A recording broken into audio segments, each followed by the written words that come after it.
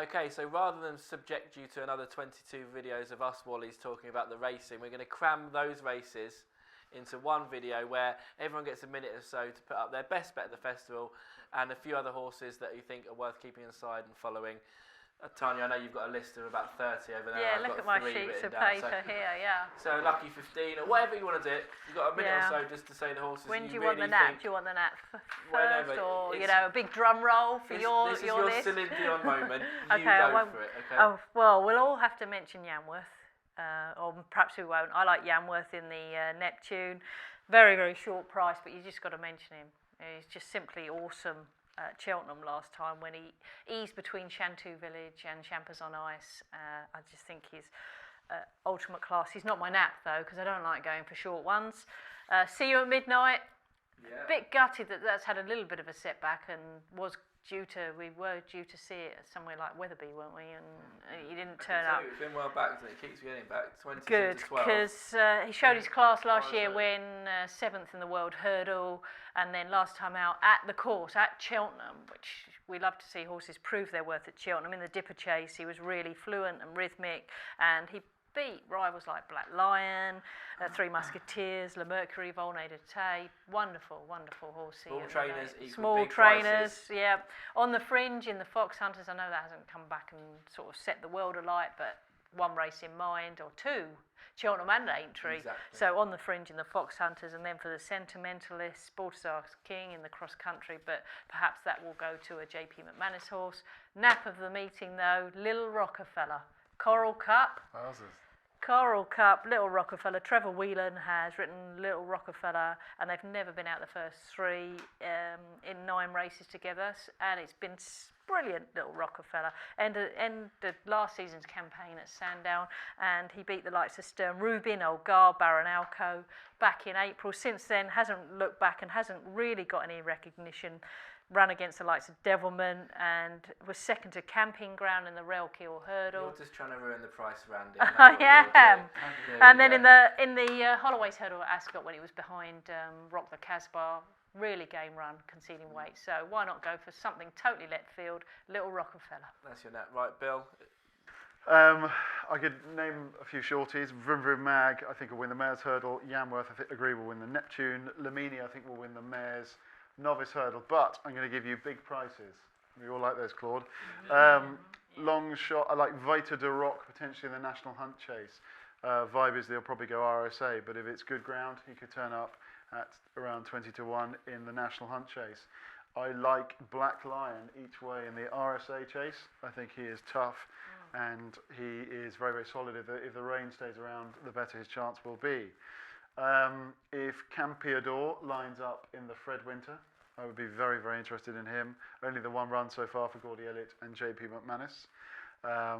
He is very exciting. I think he's 20 to 1. He certainly won't be that if he appears in the Fred Winter.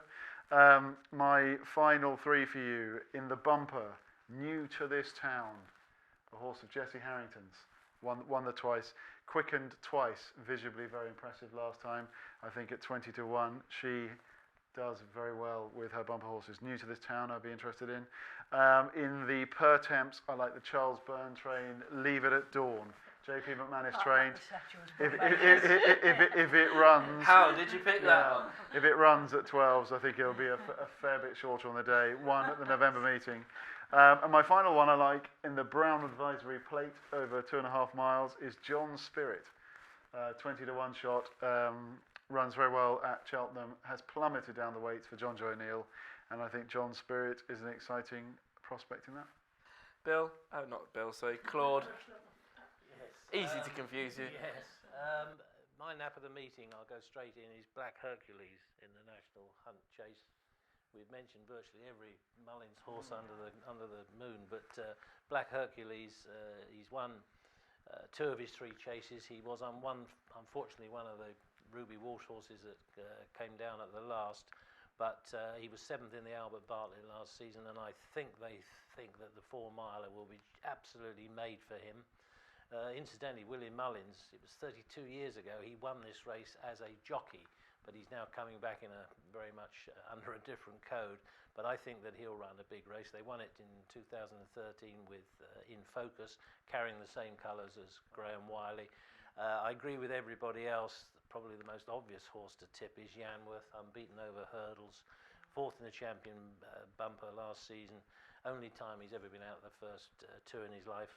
I think everybody would love to see Alan King have a big race winner there. So that my two against all these other horses would be Black Hercules, as I say, in the 4-miler, and YANWORTH in the Neptune. Okay, briefly from me, I'm a huge Altior fan, and I think Min has to be taken on at the prices. So Altior will be one of my main bets. I'm with you, Bill. I think BLAKLION's a cracking each way price, double figure price for the RSA. Tough and game and good course form. Couple in the handicaps, I really like Alcantha for Charlie Longston if that turns up in the per temps. In the Fred Winter, if a horse called Diego de Charmille goes, I think that will go close. 3 runs in France. A horse that really took my eye, and I've no idea if it runs in the bumper or not, but a horse called High Bridge of John Ferguson's won a wide margin earlier in the season. If that runs, I think 25-1 High Bridge in the bumper could be huge, and he's had a second in the race in, prize if you can remember what that was called, New Year's Eve a couple of years ago.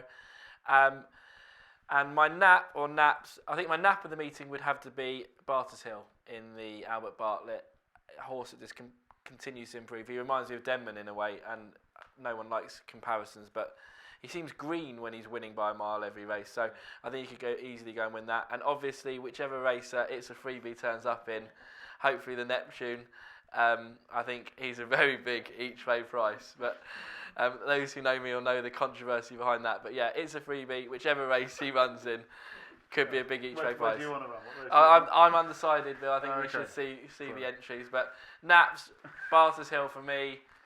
Little Rockefeller. I'm going to go John Spirit. John Spirit. In the brown advisory plate. And the Great Man. And Black Hercules. And Black Hercules in the National Hunt Chase. Yes, 4-miler. There you go, that's it. There's your lucky 15. Good luck. We'll see you at Cheltenham. Thank God it's all over.